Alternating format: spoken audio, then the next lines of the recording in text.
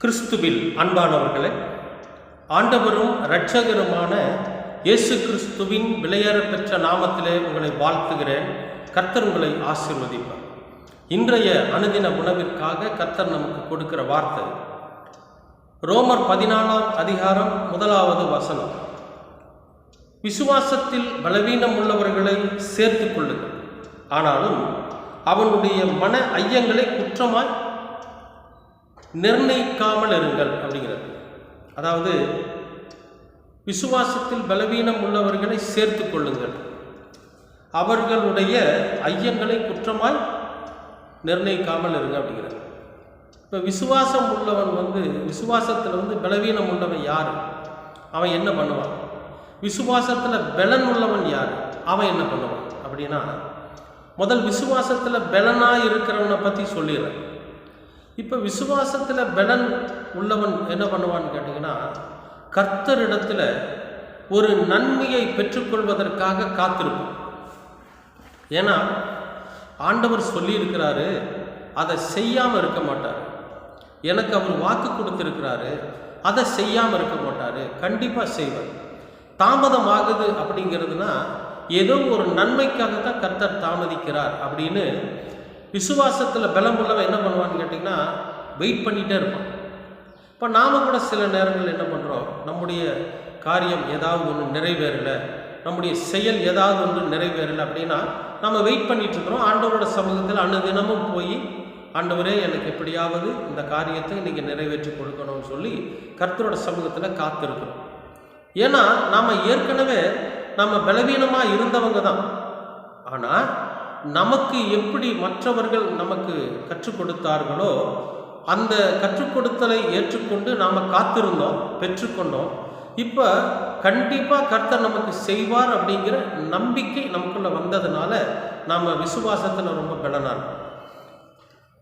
ஆனால் விசுவாசத்தில் பலவீனம் உள்ளவங்க யாருன்னு கேட்டிங்கன்னா, ஆண்டவருடைய வார்த்தையை கேட்டு, அதாவது இந்த பாறையில் விழுந்த விதைன்னு சொல்லுவாங்க இல்லையா, ஏதாவது பிரச்சனையில் வந்த உடனே அவங்க வேற பக்கம் போயிடுவாங்க அப்படிங்கிறாங்க இல்லையா, அந்த மாதிரி கர்த்தருக்குள்ளே இருப்பாங்க, கடவுளுடைய வார்த்தையை ஏற்றுக்கொண்டு இருப்பாங்க, ஆனால் காத்திருக்க மாட்டாங்க. அவர்களுடைய செயல்கள் பார்த்திங்கன்னா நமக்கு வேடிக்கையாக இருக்கும். நான் சர்ச்சுக்கு வருவாங்க, வேதத்தை வாசிப்பாங்க, இம்மானுவேலர் சொல்லுகிற வார்த்தையை ரொம்ப கேட்பாங்க, எல்லாமே இருக்கும்.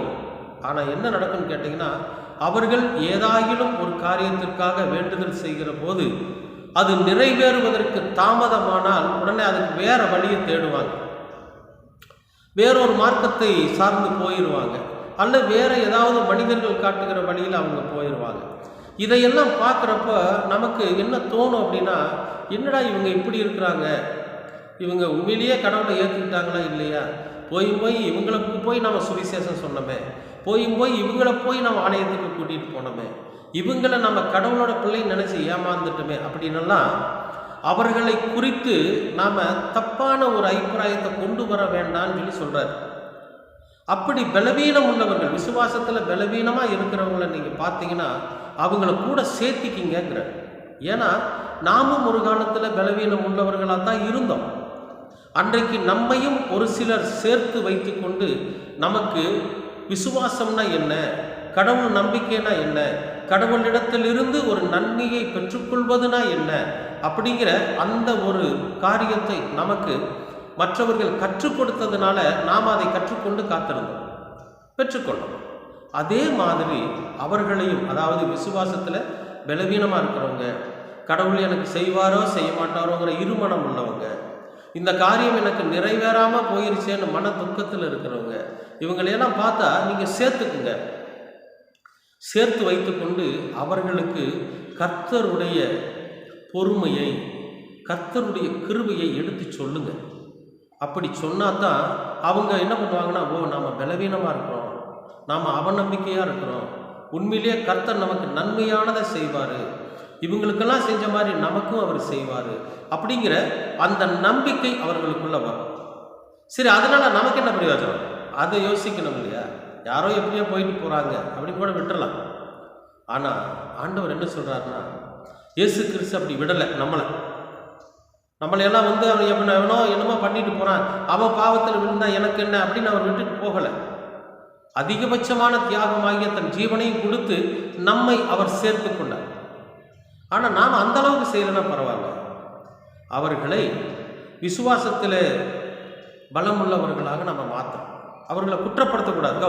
நீ செஞ்சது தப்பியா, இப்படி ஏன் செஞ்ச, அதனால நீ இனிமேல் சர்ச்சைக்கு வராது, இந்த மாதிரி காரியத்தை நீ செஞ்சதுனால இனிமேல் நீ எங்களோட பேசாது, இனிமேல் எங்கள் ஐக்கியத்தில் இருக்காது, அப்படியெல்லாம் அவர்களை குற்றப்படுத்தி அவர்களை சங்கடப்படுத்தாமல் அவர்களை சேர்த்து கொண்டு அவர்களுக்கு கர்த்தருடைய மகத்துவம்னா என்ன, கர்த்தருடைய மகிமைனா என்னன்னு நம்ம சொல்லி கொடுத்து அவர்களை விசுவாசத்தில் பலனடை செய்கிறப்ப நமக்கு என்ன பயன் தெரியுமா?